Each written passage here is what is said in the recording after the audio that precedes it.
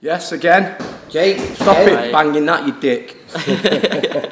We'll open to see you out last time, wasn't it? When your debut, but medical didn't come through. Nah, my medical didn't go through. It was gutted, so make up for it this time. Whose fault was that? I'm not saying no names. You're scared now, aren't you? It's acting hard on Instagram, but you're not now, are you? No, I'm quiet now. Go on, what happened then?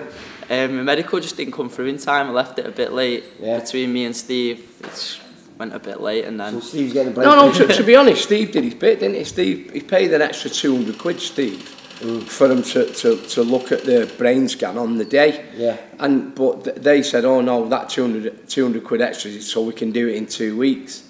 Bollocks, innit? You know what I mean? You know what like them people just sat there, they do things at their own pace, don't they? And, you know, but you know, it's past that now, and he's had a little bit more time to prepare for his debut now. Well, you've been preparing a while, like you say, you've been down there training with you now, probably what, almost a year now, isn't it? Yeah, well, if you look at it, Lee, it's from the first day he started training in an amateur gym, however old he was then. He's been preparing from that day till now. Do you know what I mean? So, you know, all these kids that box amateur have got visions of turning pro, haven't they? Yeah. You know, so, you know, the preparation's been from them, but yeah, he's been with us for about a year now, and you know, he's been ticking all the boxes and he's doing okay, but you know, he's young. You know, he's in professional boxing terms, he's relatively a baby yet. You know what I mean? So just turned 21, have you now? Yeah. You know, we've got to take small steps with him and all that, and you know, and engineer his career to that. You know, and Steve knows that, and Steve will.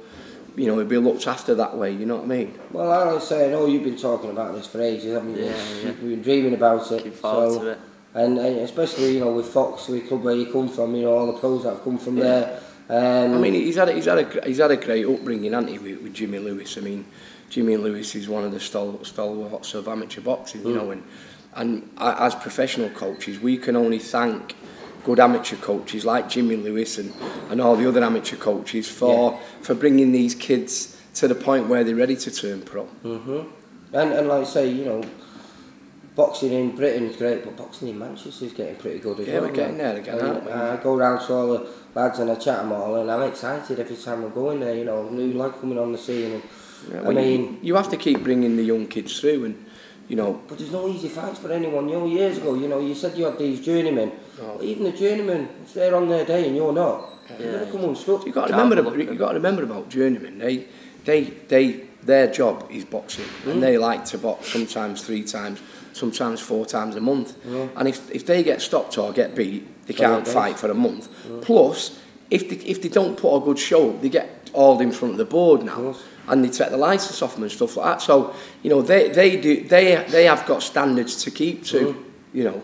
Yeah, but like I say, you know, years ago, you know, when we were perhaps fighting, journeyman, you could see a journeyman, you could tell him. He was a journeyman was a lightweight who couldn't be bothered making weight no more and ended up being a welterweight or a light middleweight, and or you get, you know, welterweights being middleweights or super middleweights, they just couldn't perhaps making the weight no more. You don't have that now. Everyone's in supreme condition. But he's really looking forward to it, aren't you? Yeah, I can't wait. Want to get in there now. I feel like it's gone on forever, this camp. I just want to get. Were you down? Did you both go down to watch Brian on 4th? Was it? I was in the corner, wasn't I? Well, I didn't get a chance to see it. I seen Josh's because they put that on Sky, you know, catch up. But I was filming somewhere on the night, so I didn't get a chance to see all the fights. So I know he stopped in first round, wasn't it? Yeah, I have to be there. Or Brian's not there.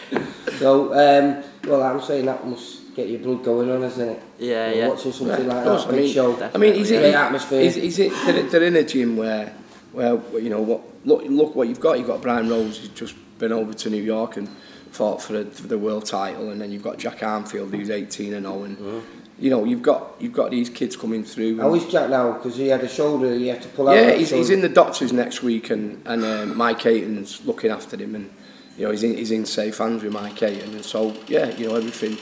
He should be boxing late, you know, in December. Steve putting a show in December.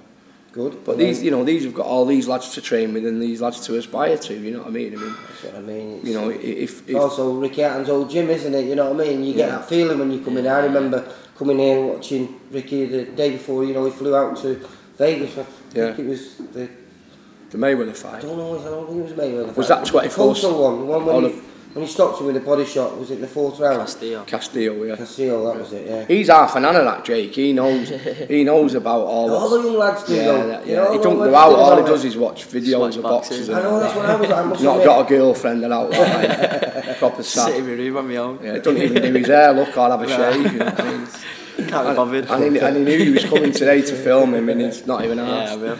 Listen, good luck for the 18th. Hey, this is another thing, this venue we're at. Have you been to this Tory warehouse? No. Absolutely. Well, we went down there, we did some interviews with John Case and Liam Taylor, who were fighting on the show as well. Yeah. And absolutely cracking venue. Massive, really. It's got a big, auditorium overlooking it. And the stage in the middle, it looks really smart. So, and I reckon they can get about 1,500 people. I don't know. He finds these venues, doesn't he, Steve? Do you know what I mean? He does all right. It could be a new venue for Manchester as well. Yeah, it could be like a small MEN, couldn't it? I suppose.